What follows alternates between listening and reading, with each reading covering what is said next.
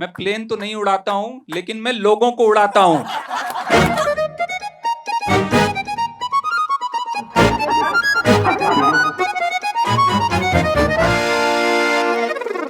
पहली बात तो बहुत अजीब सा लग रहा है मुझे, क्योंकि ये कमरे का जितना बजट है, इससे आधा फिल्म का था मेरे ख्याल से। नहीं, यहाँ पे पैर रखने के लिए अलग एक सोफा है सामने। सोफे के सामने पैर रखने के लिए सोफा दिया हुआ है। अमीरों की जगह में गरीबों की फिल्म का सेलिब्रेशन हो रहा है। आई नो यहाँ रेड चिली दृश्यम दोनों बोलें, गरीबों की फिल्म किसको बोल रहा है साले। बिल्कुल, मैं राइटर हूँ, इसलिए सबसे बड़ी खासियत मेरी क्या है, मेरी सेल्फ एस्टीम बहुत कम है। कोई कुछ भी बोल दे मैं सुन ले, मुझे हाँ ठीक है, कुछ बात तो कर रहा है ना मेरे से, कम से कम बात कर रहा है, उतना बहुत है यार, इतनी इज्जत बहुत है, इससे ज्यादा क्या चाहिए एक राइटर को। और एक मेरे को एक छोटा सा एक वाकया याद आ गया, ये सच में हुआ है मेरे साथ। मैंने एक फिल्म लिखी और कोई पैसा तो शुरू में मैंने मांगने की हिम्मत भी नहीं की, मैं नया आया हुआ था यहाँ पे। लेकिन फिर एक टाइम पे हुआ कि अच्छा, आप स्क्रिप्ट लिख दी है, उनको पसंद आ गई, उन्होंने कहा कि अच्छा ठीक है, आप पैसा आप बताइए कितना चाहिए। मुझे लगा अच्छा पूछ रहे हैं तो फिर बता देते हैं। हमने जितना बताया, उन्होंने कहा कि नहीं नहीं, इतना थोड़ा आप मांग सकते हैं आप उसका। तो उन्होंने बोला कि आप ऐसा है, ऊपर एक माला ऊपर मेरा अकाउंट्स का ऑफिस है, आप वहाँ चले जाएं, वहाँ से आप, मैंने उनको बोल दिया है आपका चेक रेडी है। मैं एक माला ऊपर गया, अकाउंट्स ऑफिस में जो अकाउंट्स पे बैठा हुआ था इंसान, वो सो रहा था। मैंने उसको 3-4 बार, और मैं नया, और मेरे अंदर इतनी हिम्मत नहीं थी कि मैं उसको ऐसा जगा के ना पैसे मांगू, इतना बदतमीजी। मैंने थोड़ा 2-3 बार आवाज दी, वो सो रहे हैं भाई साहब। ठीक है, मैं वापस नीचे आया, ये भी सो रहे थे। फिर मुझे समझ आया कि पहले इन्होंने फोन किया होगा कि सो जाओ, वो आ रहा है। और फिर जब मैं वहां से नीचे उतरने लगा तो उसने फोन किया कि सो जाओ, वो आ रहा है। इससे मुझे एक किस्सा याद आता है। हॉलीवुड में एक फिल्म बनी थी, मैं फिल्म का नाम आपको लास्ट में बताऊंगा, जिसकी कहानी शुरू हुई थी 1992 में। 1992 में एक राइटर को एक कहानी मिली, रियल लाइफ केस था, कोई एड्स पेशेंट था। उन्होंने अपना एक ड्राफ्ट लिखा, उसको पढ़ के रिसर्च की, वो बंदे से जाके इंटरव्यू किया। वो ड्राफ्ट लिख के अब वो बेचारा वो कान फिल्म फेस्टिवल पहुंच गए फ्रांस में।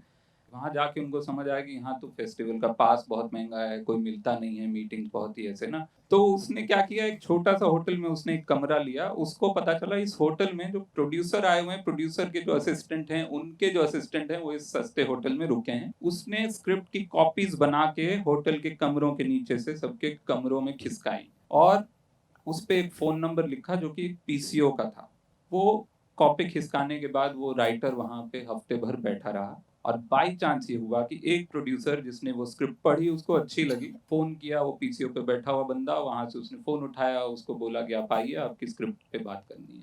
उसके बाद वो फिल्म किसी डायरेक्टर के पास गई, उसने फिर कुछ और किया, करते करते और डेवलपमेंट में 96 से शुरू होकर 2012 में वो फिल्म बनी। ऑस्कर के लिए नॉमिनेट हुई वो स्क्रिप्ट। उस फिल्म को 2 अकेडमी अवार्ड्स मिले। डैलस बायर्स क्लब नाम की फिल्म। अब आप इमेजिन करें यही चीज यहाँ, अगर राइटर ने नीचे से स्क्रिप्ट खिसकाई है और जिसको वो मिली है, और अगर वो ओके हो गई है और उससे पूछा गया है इसका राइटर कौन है, तो 100 में से 100 बार वो बंदा बोलेगा जी मैं हूँ। प्रोड्यूसर बोलेगा कि देखिए ऐसा है, ये एड्स वेड्स बहुत डार्क है, इसको आप हटा दीजिए। अच्छा है, बॉलीवुड की कुछ जो फिक्स बीमारियां हैं, डार्क है लेकिन ग्लैमरस भी है, लिम्फोसर्कोमा जैसी एक उठा लेते हैं इसको थोड़ा सा। एड्स वेड्स क्या करेंगे, हिंदुस्तान में कौन समझता है ये सब। उसके बाद आएगा जी डायरेक्टर। डायरेक्टर बोलेगा देखिए ऐसा है, एड्स निकाल के कुछ ऐसा सेक्स से रिलेटेड कुछ लाइए, और वो फाइनली वो फिल्म बनेगी। लेकिन वो जो ओरिजिनल राइटर था, उसको एक तो ना तो उसका क्रेडिट आएगा, और ना ही वो फिल्म देख के वो कभी भी समझ पाएगा कि ये मेरी ही स्क्रिप्ट थी भाई। ये हमारा सचमुच का बॉलीवुड की ये जर्नी है।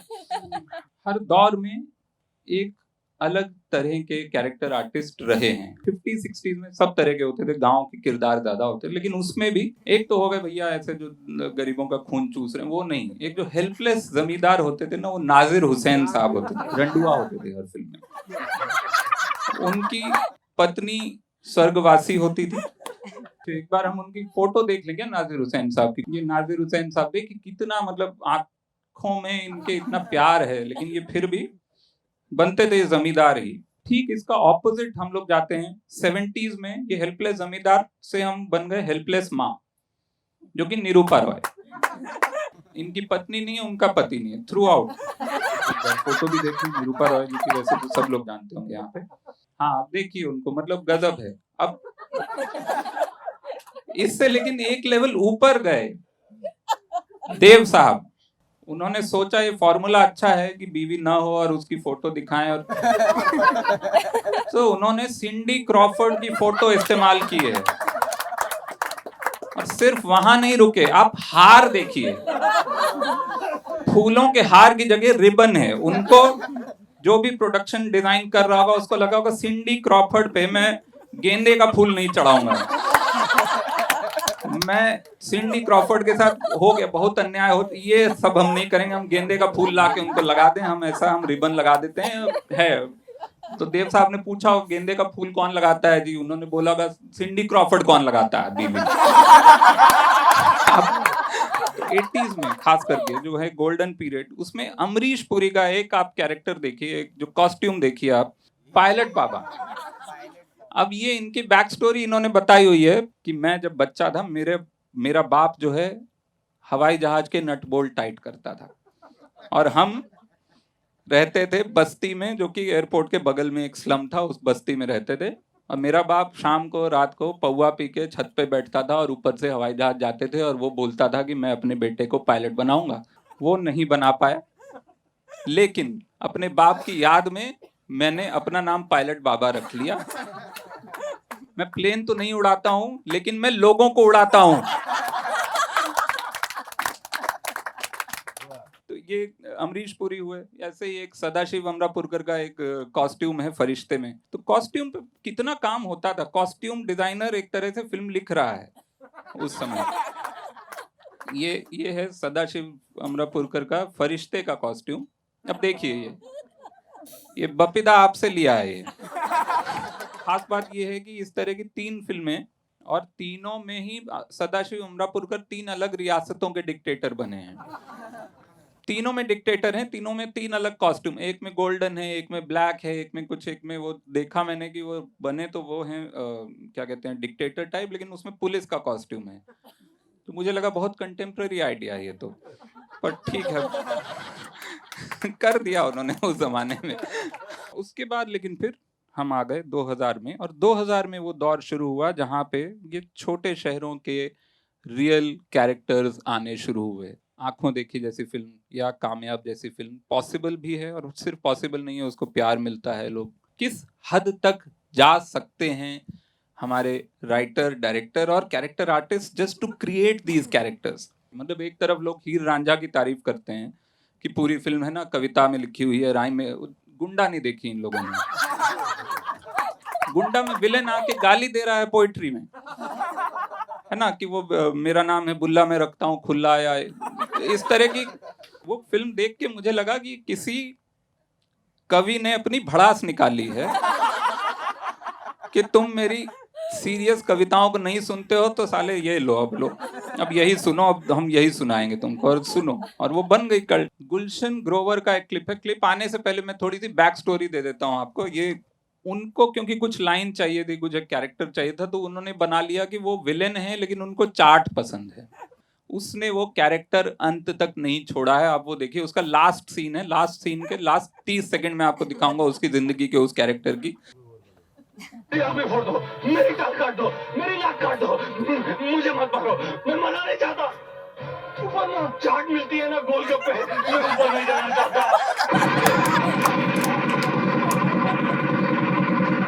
ऊपर गोलगप्पे कैसे खाऊं?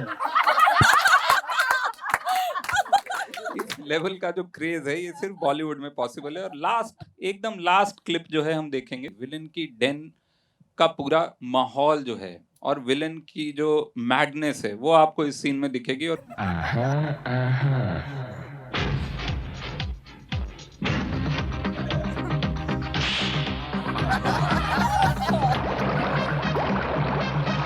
हाँ, तो ये जैसा वो पूरा उस समय फिल्मों के पोस्टर आते, पोस्टर में लिखा रहता था ना कि सेक्स, रोमांच और रोमांस से भरपूर मनोरंजन पूरा का पूरा इस 1 मिनट की क्लिप में इन्होंने पूरे फिल्म का डाल दिया।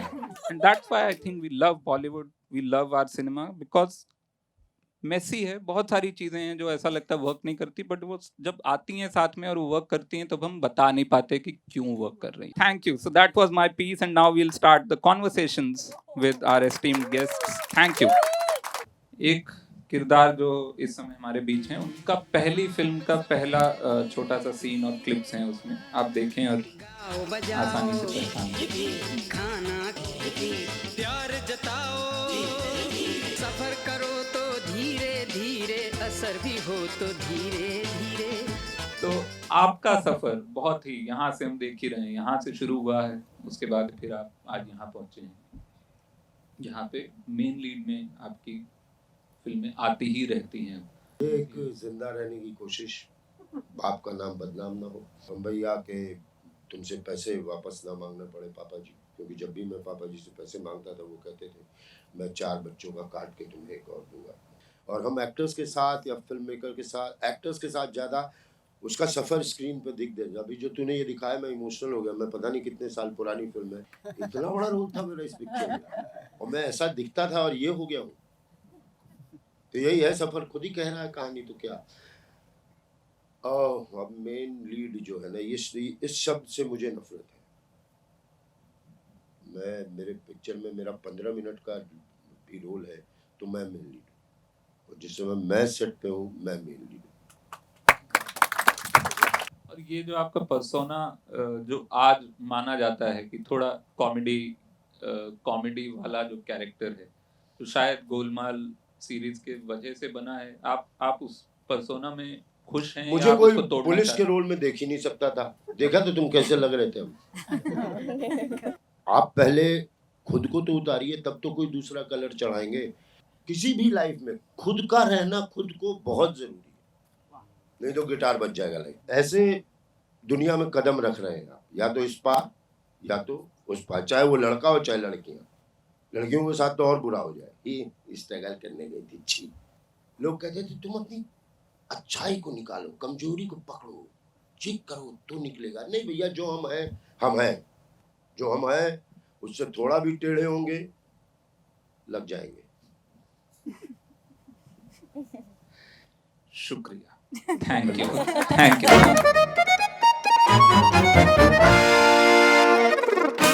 दीपक भाई, कास्टिंग डायरेक्टर्स के साथ आपको क्या लगता है, मुश्किलें होती हैं कि चीजें आसान हुई हैं? ओमकारा की कास्टिंग हो चुकी थी और मैं कुछ 15-20 दिन बाद पहुंचा था। अब अभी आ रहा हूँ, तो मुझे लगा अब निकल गया होगा।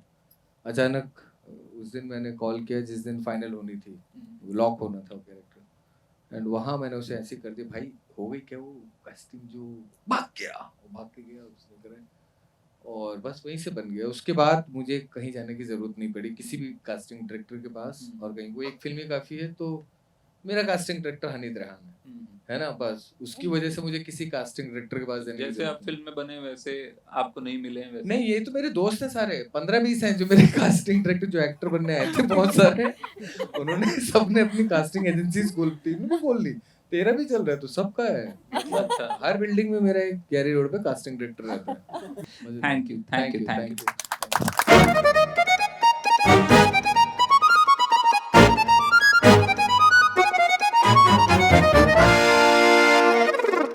आपकी एक खास बात जो रही है as a character artist, as an artist, आप बहुत सीमलेसली स्विच करते थे कॉमेडी से इमोशनल या ड्रामा कैरेक्टर में, वहां से फिर विलेन में। ये कैसे आपके अंदर ये यार, इसका पूरा क्रेडिट जो है डायरेक्टर को जाता है। मैं डायरेक्टर एक्टर हूँ। आप अगर मैं अच्छा हूँ तो आपकी वजह से हूँ, अगर मैं बुरा हूँ तो भी आपकी वजह से हूँ। आपको पता है आपकी कितनी टोटल फिल्में हैं IMDb पे? ये कुछ 280 होंगी, 280 के करीब होंगी। हाँ, 278 हैं, 2-3 आने वाले। हाँ, और जिसमें हिंदी है, पंजाबी है, मराठी है, गुजराती है, बंगाली है, तेलुगु है, इंग्लिश है, भोजपुरी है। वाह, क्या बात है। और पहली फिल्म जो थी उसकी क्या याद है? और क्या पहली फिल्म की हर बात याद है, क्योंकि वो मैं कॉलेज से निकला ही था।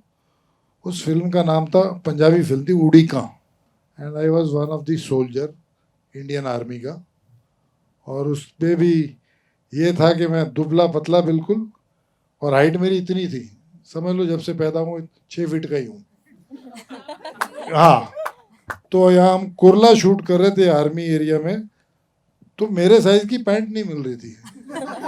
मैं बोला यार ऐसे कैसे जवान है, बोले यार इतना लंबा आदमी कहाँ से लाए हो यार। तो डायरेक्टर बोला तू फिक्र मत कर, मैं नीचे पाँव अवॉइड कर देता हूँ यार, तू पहन ले यार, पहन ले। Thank you thank you. दादी।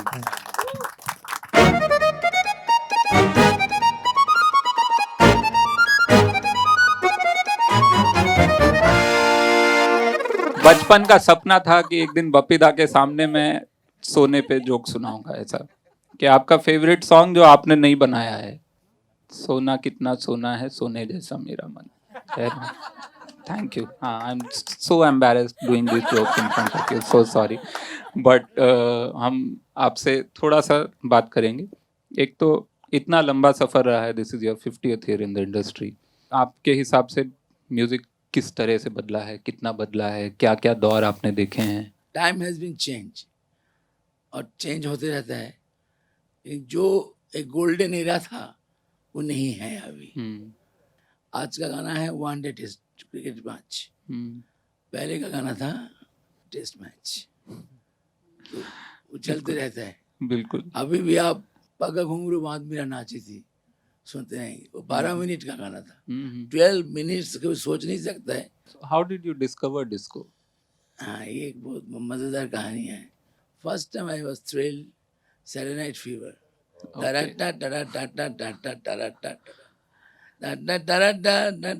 that song. Okay. Everybody was jumping and dancing. Lovely. तो मैंने सोचा I should introduce India disco. मौसम है गाने का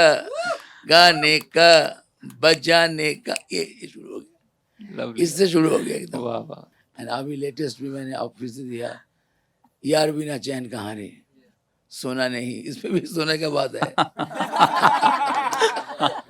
सोना नहीं चांदी नहीं यार तो मिला, अरे प्यार कर ले। क्या बात है।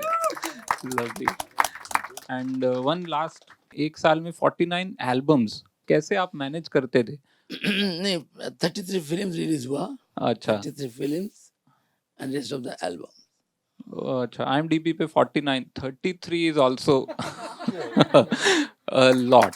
और आपको याद नहीं होंगी फिल्मों के नाम तो बहुत सारे ऐसे, जैसे मैं अगर आपको पूछूं कि ये फिल्म में आपने म्यूजिक दिया है कि नहीं दिया है? अव्वल नंबर मेरा था। सिक्का आपका है? सिक्का आपको मालूम है? हाँ, मेरा। कहाँ है कानून? मेरा है। ईमान की जंग? ईमान की जंग। Yes, that's my film. मेरा शिकार? आपने I like that song, with this song. Dim dim dim dim dim dim dim dim dim. Da da da da da da da da da dee da. So thank you once Thank you again, very and much, thank you and- for talking to us.